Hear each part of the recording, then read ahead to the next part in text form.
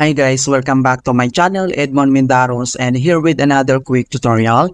In today's tutorial, I'm going to show you guys how to resolve an unexpected error is keeping you from copying the file.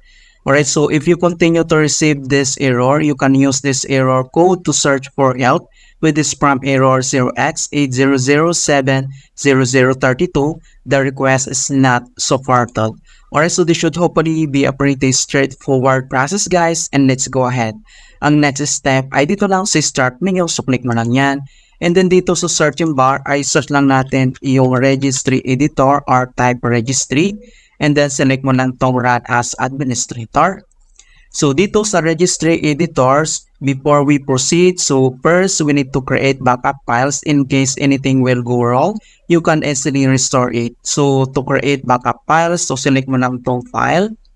And then select mo lang tong export. And then next ay select ka lang dito kung saan mo siya isi-save on home, desktop, libraries, this PC.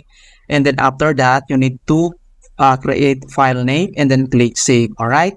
And then kung gusto mo na itong import siya, so dito lang sa file, click mo lang yan and then click mo tong import. And then select mo lang dito kung saan mo sinave yung backup files para makapag-proceed ka. Ganun lang po siya kasimple. Alright, so proceed na tayo. So ang next step ay kailangan mo lang select tong HK local machine. So click mo tong arrow na to para mag-expand. And then next, kailangan mo lang select tong system. And then dito sa system ay kailangan mo lang select tong current control set. So click mo lang tong arrow na to. And then next, dito sa current control set, kailangan mo lang select tong service. Okay? So click mo lang tong arrow na to para mag-expand. So dito sa service ay kailangan lang natin select yung CSC. So scroll lang tayo. And then ito na siya. So dito sa CSC folder, so hindi mo na kailangan mag-expand dito. So ang gagawin mo dito ay click mo lang yan. And then right click ka lang. And then select mo tong new. And then select mo lang tong K. And then next, kailangan mo lang itong i-rename. So ito yung lalagay natin na rename parameter. So type natin parameters. And then click mo lang tong enter. So dito sa parameters folders, dito lang sa blank space. So mag right click lang tayo. And then select mo lang tong new, and then select mo tong K, and then select mo tong dword 32-bit values. Click mo lang yan. And then dito ay kailangan natin yan i-rename. So ito yung ilalagay natin na rename na format database. So type natin. Ayan. So ilagay mo lang tong rename na format database and then press yung enter. And then dito sa folder na to, so double click lang tayo.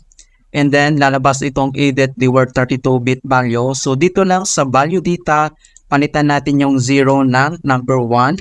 And then, click mo to OK. And then, next, kailangan na natin itong mag-exit dito sa registry editor. Alright, then close natin. And then, dito sa start menus, click mo lang yan. And then, click mo tong restart. Para ma-fix yung the request is not supported errors in Windows 11 or Windows 10. Ganun lang po kasimple mga kaibigan.